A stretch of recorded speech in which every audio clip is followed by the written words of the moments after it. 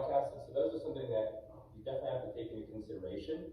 But assuming that there's the same prize money for these showcases and the same prize money for the competitions, the same broadcast level, the same exposure to their sponsors, my answer would be right in the middle. There doesn't need to necessarily be more of one and less of the other. I would say that it would be great if there was probably 2 opportunities throughout the off season for there to be some type of what we would call an athlete showcase.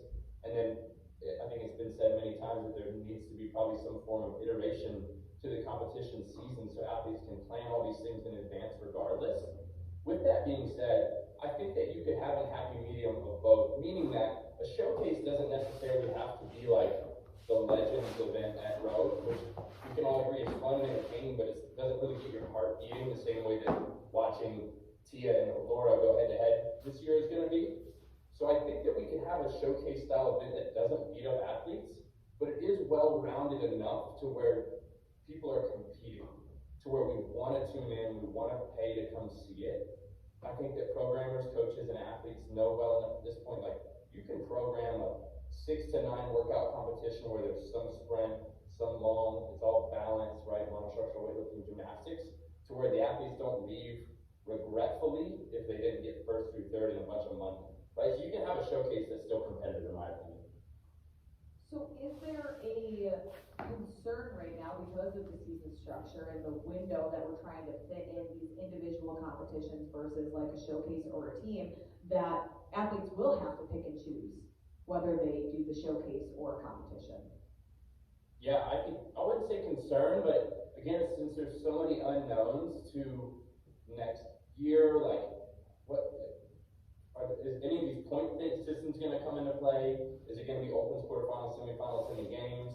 If so, like, of course, because I represent a few athletes and they want to know, like, well, if I go to this, I also want to go to this, so I don't know what this competition is going to be like, and if that's going to beat me up, I don't even know if I'm able to go do my best here. If I can't do my best, I don't want to go there, so I can't tell them yes until I go to this. And so, yes, it's kind of a concern because there's so many unknowns with this even showcase coming up in Fifth Fest. We assume it's not going to beat them down. That's what we've been told. So we can probably plan on that, but like we don't know like who's it going to be. You know, so it's like there's still so many unknowns, and it would be nice to have some type of clarification, or even have these companies work together in a way, like or at least communicate more cohesively. Yeah. I think that's why. Jared, go ahead, Tim.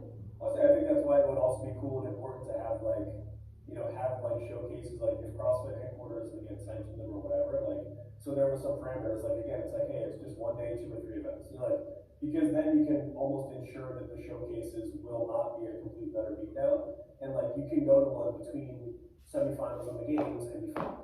And so then the time window doesn't get so constrained, because then it's like these can be throughout the year, and it can be kind of like, keep people's interest and keep people fired up, like right after the games or between semis and the games. Like you could kind of strategically position them so that you can keep people engaged with the sport throughout the year. And again, you're not beating the crap out of athletes, because like even if you're not in great shape in the off season, you can show up and do well for a day. 2 or 3 events. You don't need to be necessarily peak training shape to show up and do that.